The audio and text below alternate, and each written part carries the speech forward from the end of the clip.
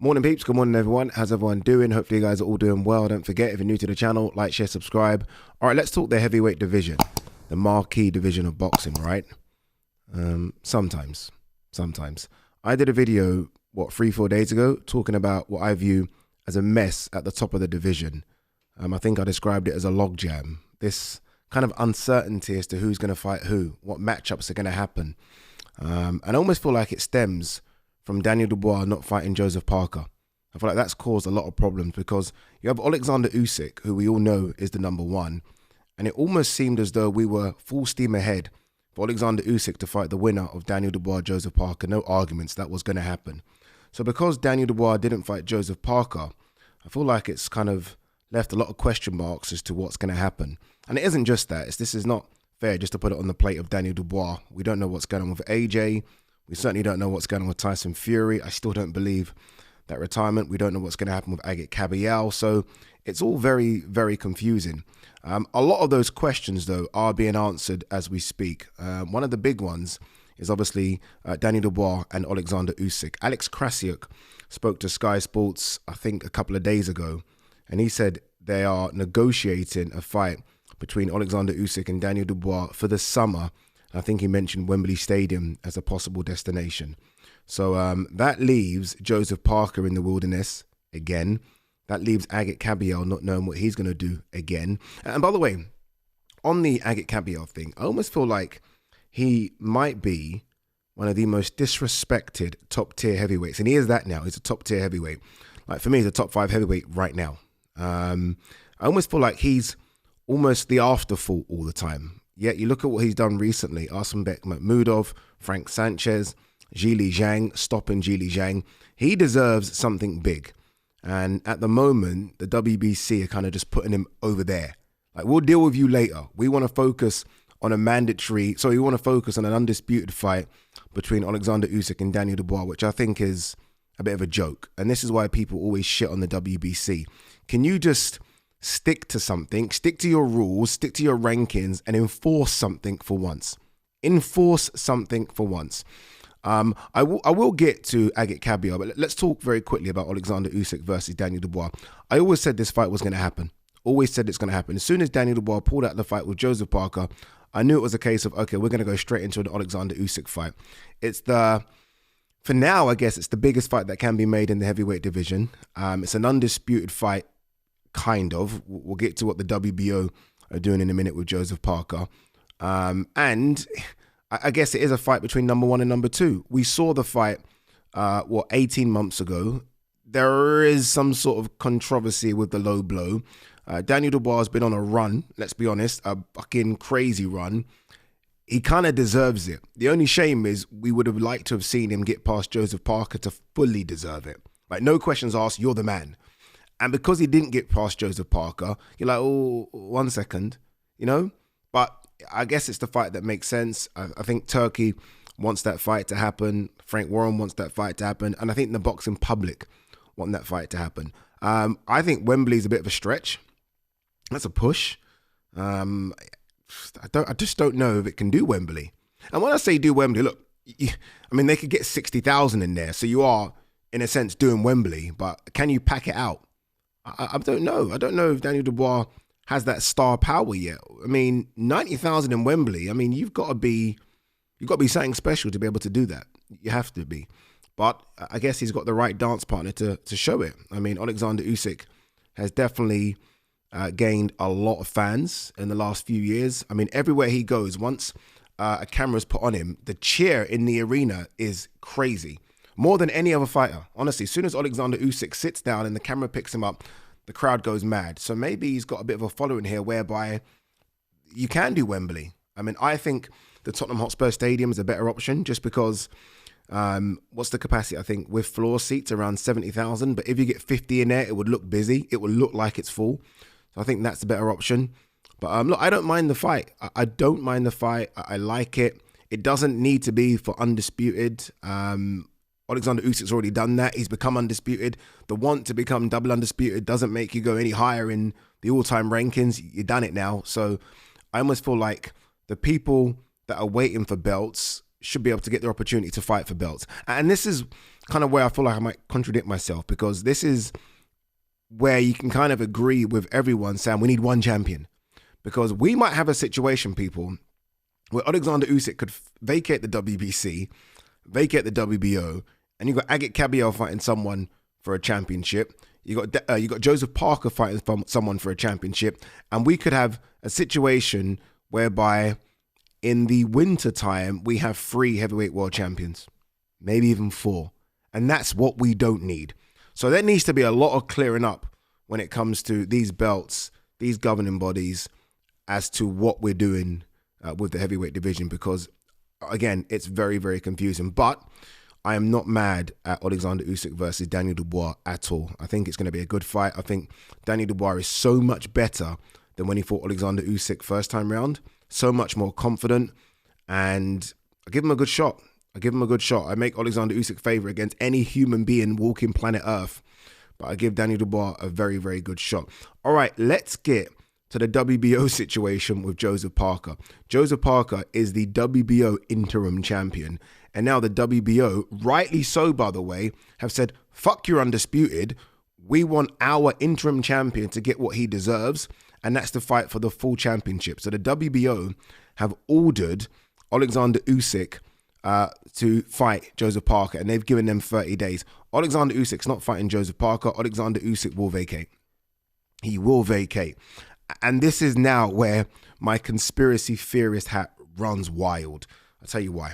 Lawrence Okolie has pulled out of his fight with Richard Riakporhe. I don't know what the injury is, but Okolie has pulled out. Now, I could call Okolie and say, Okolie, come on, dude, let me know what's going on. But if he were to sort of tell me as a friend what is really going on, I wouldn't be able to do this video. So I'm not even going to speak to him. I might speak to him after.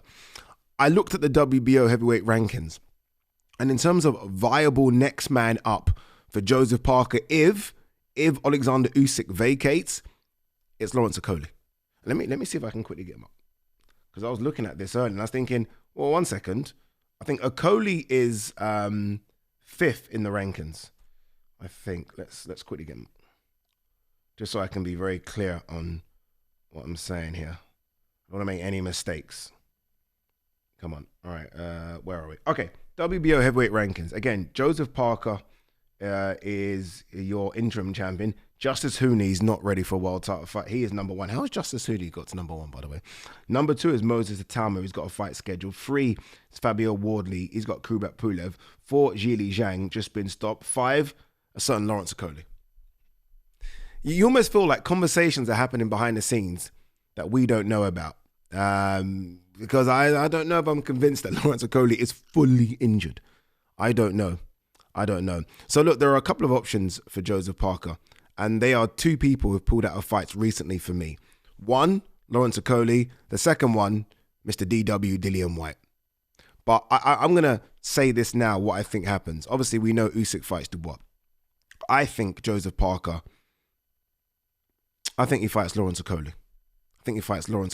I mean, there's another name he could fight, but I don't know. And that's AJ. I mean, yes, he's nowhere in those rankings, but they don't matter. So he could fight AJ as well. All right, that's the Joseph Parker thing. At least Joseph Parker is getting what he wants, which is a world title crack, albeit not against the 2 people he would like it to be against, Oleksandr Usyk and Daniel Dubois. Let's talk the WBC. Okay, so Mauricio Sulaiman has said he's okay in not forcing a mandatory on Oleksandr Usyk. It's like, okay, you can do what you want, Usyk, with the WBC belt. We're okay right now over here. Again, disrespecting their interim champion, Agit Kabayel, who has done fantastic work in the last year and a half. So Agit Kabayel is in a situation of, okay, who do I fight? Now, Mauricio Sulaiman sort of mentioned 3 names. He mentioned Tyson Fury, retired. Don't know why. He mentioned AJ, which I'm not mad at. AJ is number 2 in the rankings. By the way, number 1 in the rankings is Lawrence Okolie. Okay. And then he mentioned Deontay Wilder. Deontay Wilder, who is closer to retirement than to fighting again, as far as I'm concerned. Deontay Wilder has not looked great in his last couple of fights. And I don't want this to be a video of me kicking Deontay Wilder down when he's already down. But come on. Deontay Wilder, for some reason, is number 12 in the WBC rankings. I have no idea why he's that high. Derek Chisora is number 14. Derek Chisora is more worthy of a fight against Agit Kabayel than Deontay Wilder. Let's be brutally honest here. Deontay Wilder's won one fight in his last 5. I think that's one then in 5 years. Obviously, it was Fury. The one fight he won was Hellenius, and now he's lost to Joseph Parker and Zhilei Zhang.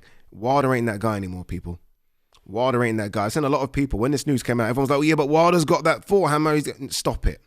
Well, I don't know why we continue to do that. Oh, the last thing that goes is your punch. No. The last thing that goes, or the last thing that goes is your want to fight, is your want to commit to the punches, is your want to land. And that's gone. That's gone. I watched him. I was ringside for the Zhang fight. I was ringside for the Joseph Parker fight. And I'm watching him thinking, jeez, it's gone. It's gone. Because remember, this isn't a Deontay Wilder that can box. Like, you don't look at Wilder and think, oh, technically he's very good. It was always that. And now we're scared to throw that because it's almost a bit like a bully in a school playground. You've been hit and you're no longer the bully, and now you're afraid of what's coming back. Wilder's scared to pull the trigger because he knows if he's off by a split second, he's going to get countered and bang.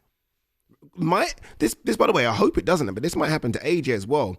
When AJ sort of ran in to throw that big right hand at Dubois and got caught, it kind of makes you a bit more hesitant to throw the hands, especially if that's what you're known for. And Wilder and AJ are known for those big right hands. So yeah, Wilder's not that guy anymore. Honestly, he's not that guy anymore. Agit Kabayel would eat him alive. Eat him alive.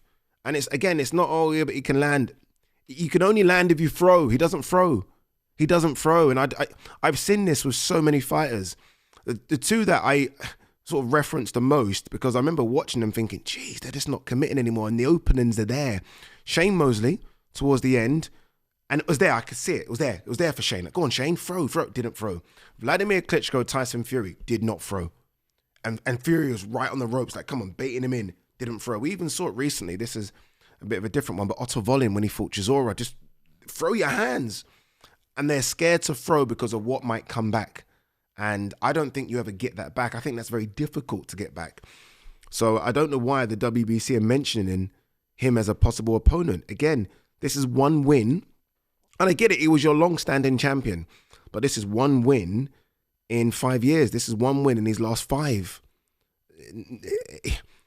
Come on. How does he even get into the conversation of fighting Kabayel when Kabayel just stopped the guy that stopped Wilder? It makes no sense. So, look, again, as I said at the top, it's very confusing. But the one thing we know, and I think the one thing that's guaranteed, is that Oleksandr Usyk will fight Daniel Dubois. That's what we know. The rest is still up in the air. All right, let's, before we wrap, I've got to get to TalkSport very quickly. Let's have a quick look and see if there is any other news. Mauricio Lara receives 2-year ban for doping violation. I think this is in reference to his fight with Lee Wood, is it? Yeah, Lee Wood, back in 2023. What does it matter? He's received a 2-year ban, so he can't fight over here.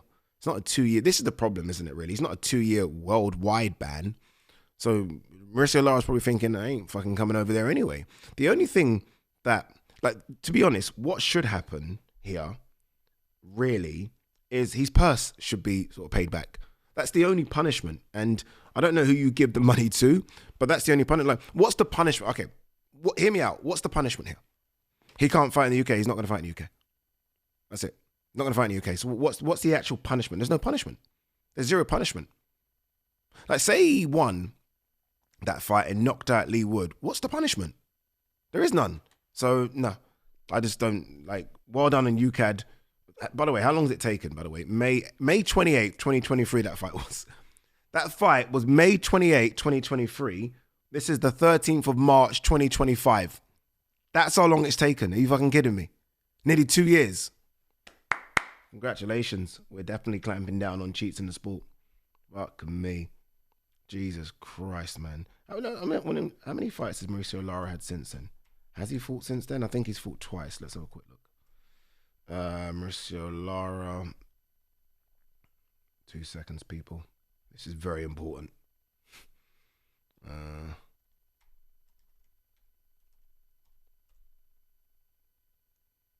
Just want to see if he's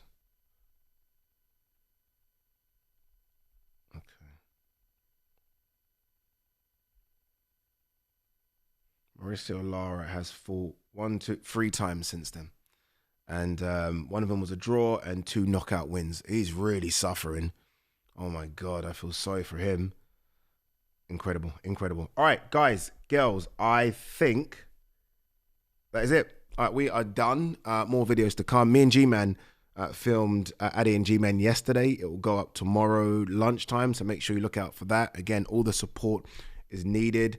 And I know I keep saying this, but we, me, my cameraman, and a producer that I brought on board were looking at the setup for a couple of the other shows that we're bringing to this channel. You are going to love them. I think so. I think so. I think so. I think so. And one more.